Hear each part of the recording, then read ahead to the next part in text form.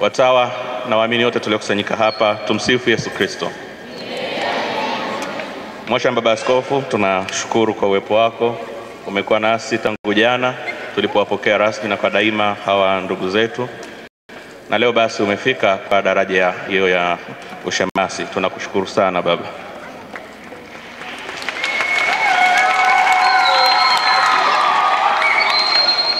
Kwa miaka kadhaa iliyopita sasa, desturi yetu ya kuwapokea shirikani na hatimaye kupewa ushemasi huwa tunapenda ifanyike mwezi Julai, hasa tarehe za mwanzo, kwa sababu mwezi huu tunajua mwezi rasmi kwa ajili ya heshima kwa damu azizi, damu takatifu. Lakini kwa mwaka huu tumebadilisha kidogo, kwa sababu tarehe 1 mwezi Julai sehemu muhimu ya wadau wetu watakuwa wamekwenda hija.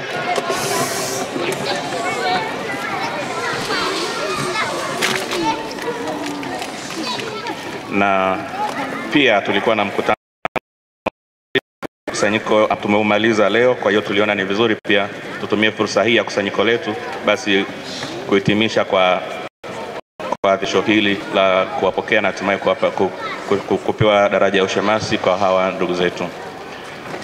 Tunashukuru jumuiya ya mapadre wa hapa Kisasa pamoja na halmashauri kwa kutukaribisha, kwa kukubali kuwa wenyeji wetu katika maadhimisho.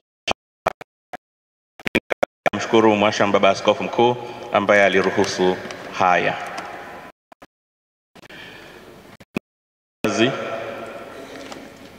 Na walezi wa hawa ndugu zetu, kwani tumewapokea kutoka kwao wakiwa tayari na watu wazima ambao wameshapewa malezi nyumbani ya Kikristo, wameshapewa elimu, na sisi basi tukawapokea na tukaanza malezi ya kishirika. Tunawashukuru sana yetu ya damu azizi. Nimalizie basi kwa taarifu hawa vijana wetu kwamba kwa sasa tutarudi kule mlikokuwa mnafanya utume kama mafrateri. Tutarudi sasa mkiwa na majukumu zaidi kama Baba Askofu alivyoeleza katika homilia yake. Kwa hiyo Shemasi Laurenti Kabila utarudi Chibumagwa, Yohanes Mfilinge utarudi Kunduchi, na Revocatus utarudi Bunyoda Mbulu mpaka pale itakapoamuliwa vinginevyo. Pia nichukue nafasi hii kuwapongeza sana wana Bunyoda. Katika matukio yetu yote wamekuwa mkitunga mkono kwa hali nzuri sana. Hongereni sana.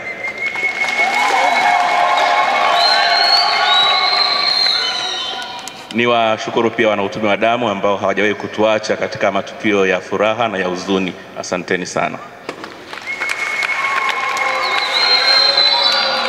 Basi kwa hayo niwashukuru wote kwa kufika, kwa kulipa uzito tukio hili, kwa kufika na kushiriki nasi katika adhimisho hili muhimu la kushuhudia, lakini pia kuomba neema ya Mungu kwa hawa mashemasi wetu wapya. Tumsifu Yesu Kristo.